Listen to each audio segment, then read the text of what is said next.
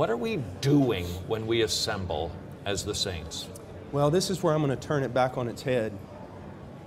In most churches in America, if I walked in, I wouldn't know what they were doing, to be honest with you, because we have left behind the doctrine of sola scriptura in the church. So churches are basically based on the cleverness and pragmatism and charismatic personality of leaders. And it's done by entertaining people or by keeping them busy. You see, people want to have meaning in their life. They either want to be entertained or they want to have some kind of meaning. So you make them busy. You make them part of a machine. You make them part of a vision of a charismatic leader. And you get them all headed in the same direction. That's why, you know, a 60-year-old accountant for Walmart ends up joining a biker gang and going to Sturgis, you know, and hanging out with all the people. Why? Because he's looking for something. So you can build a church on all kinds of things that aren't biblical. And that is the great problem. A lot of the excuses that are happening today, there is no excuse, but they're founded upon the fact that pastors do not fear God and are not managing God's bride according to the dictates He's given them.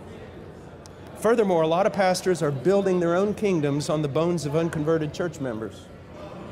So that's why we've got the mess. On the day of judgment, do not fear for the atheist so much, the thief, the murderer. If you want to be afraid for someone on the day of judgment, be afraid for those who carried the title pastor.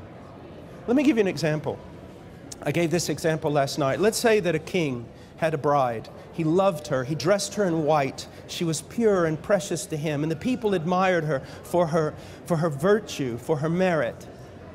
And the king has to go on a long journey. And so he tells his steward, he calls his steward in and he says, here are the directions, and you are to care for my bride. You do not deviate from this, not one jot or tittle. And when I come back, you'll be rewarded. Or I'll come back and you will be severely punished. Keep this book, these instructions with regard to her. Well, after a few years, this steward realizes that the people are losing their loyalty in the king.